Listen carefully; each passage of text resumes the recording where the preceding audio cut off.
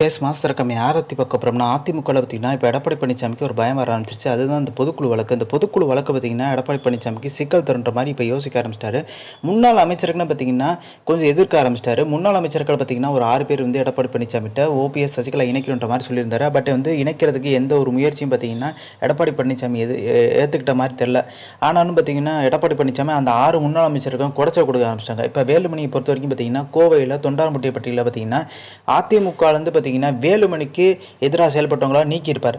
அவங்கெல்லாம் பார்த்தீங்கன்னா லைம் லைபிளுக்கு கொண்டு வந்து எடப்பாடி பழனிசாமி வந்து வேலுமணிக்கு எதிராக வந்து களமறிக்க விடுறது. அதே மாதிரி சிவி சண்முகத்துக்கும் அதே நிலைமை தான் பார்த்தீங்கன்னா தொடர்ந்துட்டு இருக்கு. அதிமுகவில் பார்த்தீங்கன்னா இப்போ எடப்பாடி பழனிசாமிக்கு பெரும்பான்மையான உறுப்பினர்கள் ஆதரவு இருந்தனால தான் எடப்பாடி பழனிசாமி முதலமைச்சர் அந்த காலகட்டத்தில் தன்னால் நியமிக்கப்பட்டவங்ககிட்ட வந்து நான் உங்களை வந்து போஸ்டிங்கில் போகிறேன் மாட்டுச்சலராக, நீங்கள் வந்து பார்த்தீங்கன்னா பிற்காலத்தில் எனக்கு போச்சலராக பார்த்தீங்கன்னா எனக்கு நீங்கள் வந்து ஒரு ஆதரவு தரணுன்ற மாதிரி தான் வந்து அவங்களுக்குள்ள ஒரு அக்ரிமெண்ட்டு. அந்த அக்ரிமெண்ட் படி எடப்பாடி பழனிசாமி போச்சராக்கினாங்க. இப்போ வந்து அமைப்பு ரீதியாக மாற்றுறேன், 2 சட்டமன்ற தொகுதிக்கு ஒரு மாவட்ட செயலன்னு சொல்லிட்டு அந்த மாதிரிலாம் கொண்டு போகிறாரு.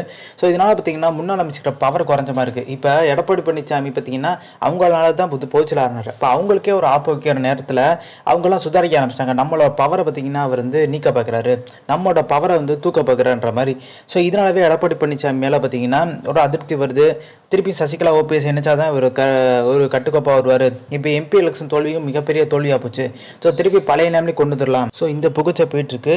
ஸோ இப்போ இருக்க ஒரு சூழ்நிலை இந்த இப்போ நம்மளோட திரும்பி வேலுமணி மேலேயும் வைத்திலிங்கம் மேலேயும் வழக்கு பதிவு பண்ணியிருக்காங்க. ஓபிஎஸ் மகன் 2ஆம் மகன் ஜெயபிரதீப் என்ன சொன்னாங்க, இது பள்ளி வாங்கும் நடவடிக்கை, இந்த ஒன்றிணைந்த அதிமுக உருவாக்கிடும் சொல்றக்காண்டி சில பேர் தூண்டுதல்னால பார்த்தீங்கன்னா வழக்கு பதிவு பண்ணியிருக்காங்க திமுக அரசு அப்படின்ற மாதிரி. சில பேர்னா அது எடப்பாடி பழனிசாமி குறிப்பிட்டன்ற ஒரு கேள்வி இருக்குது. பட் பொதுவாக பேசப்பட்டுச்சு. பட் இது உறுதியான தகவல் இல்லை. எடப்பாடி பழனிசாமி கட்சியை கைப்பற்ற போதும் தன்னோட மகனை வாரிசை அப்படியே பார்த்தீங்கன்னா அதிமுகவில் கொண்டு வரணுன்ற முயற்சியில் பார்த்தீங்கன்னா ஈடுபட்டிருக்கதா பொதுவாக பேசப்படும் ஒரு விஷயமா இருக்குது. பட் இதெல்லாம் கொண்டு வர முடியுமா, முன்னாள் அமைச்சரை எதிர்த்து பண்ண முடியுமான்னு கேட்டிங்கன்னா பண்ண முடியறதுக்கு வாய்ப்பு இல்லை. 2026 பார்த்தீங்கன்னா யார் நின்றாலும் பரவாயில்ல, தோல்வி அடைஞ்சாலும் பரவாயில்ல, கட்சி நம்ம கையில் இருக்கணும். இப்போ வேலுமணி தங்கமணி இவங்கெல்லாம் பார்த்தீங்கன்னா தூக்கி விட்டு புது நபர்களை பார்த்தீங்கன்னா வேட்பாளர் நிப்பாட்டுற கூட பார்த்தீங்கன்னா கொஞ்சம் கூட தயக்கம் இல்லாமல் இருக்காரு. அதே மாதிரி ஃபண்டு பார்த்தீங்கன்னா இப்போ எடப்பாடி பழனிசாமிகிட்ட முரண்பாடான ஒரு விஷயத்தை வேலுமணி வளர்த்துக்கிறதுக்கு முக்கியமான காரணம் ஃபண்டு பார்த்தீங்கன்னா 2026 தேவைப்படும். அப்போ வேலுமணிகிட்ட பகச்சு ஒரு மூஞ்சி காமிச்சிட்டா அவர் தரமாட்டார். வேலுமணி தெரியலனா தங்கமணி தரமாட்டார். தங்கமணி தெரியலனா பார்த்தீங்கன்னா விஜயபாஸ்கர் பார்த்தீங்கன்னா குட்கா வழக்கில் எனக்கு சப்போர்ட் இல்லை, நான் இது தரணுன்ற மாதிரி வந்து ஒரு எதிர்த்து கேள்வி கேட்டுருவார். ஸோ இப்படியே தான் தொடர்ந்துட்டுருக்கும்.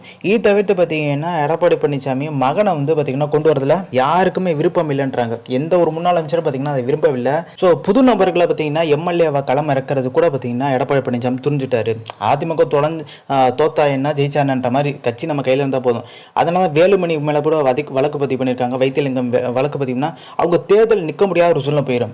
ஸோ அது 15 பேர் பார்த்தீங்கன்னா ஒரு லிஸ்ட்டை போட்டு வச்சிருக்கதா சொல்கிறாங்க. அந்த 15 பேர் மேலே வழக்கு போட்டு அவர் தேர்தல் நிற்க முடியாத ஒரு சூழ்நிலை போயிடுச்சுன்னா ஸோ ஈஸியாக பார்த்தீங்கன்னா திமுக ஜெயிக்கலாம். அதிமுக பார்த்தீங்கன்னா எடப்பாடி பழனிசாமி கையில் இருக்கும். எதிர்க்கிறவங்க பெரிய லெவலில் இருக்க மாட்டாங்க. மொதல் பார்த்தீங்கன்னா சசிகலா ஓபிஎஸ் டிடி தினகரன் இவங்கெல்லாம் ஒன்றிணைன்னு சொல்கிறாங்க. அதே மாதிரி வேலுமணி எல்லாம் ஒன்றிணைன்னு சொல்கிறாங்க. இவங்களே சந்திச்சதில்லை, சந்திக்கிறதுக்கு தயக்கம் காமிக்கிறாங்க. பட் அது வேலுமணி யாராச்சும் எதிர்க்கணும். எடப்பாடியை எதிர்த்து மிகப்பெரிய பிளவு வரும் பட்சத்தில் தான் ஒரு பிளவுல மீண்டும் இணையும்ன்றாங்க.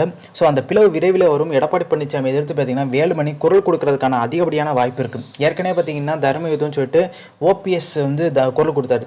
ஸோ இப்போ அமைதியாக இருக்காரு. வழக்கும் நடந்துட்டு இருக்கு. சசிகலாவும் பார்த்தீங்கன்னா பொதுக்குழு நடத்துறதுக்கான முயற்சியில் தீவிரமாக இறங்கியிருக்காங்க திவாகரோட இணைஞ்சு.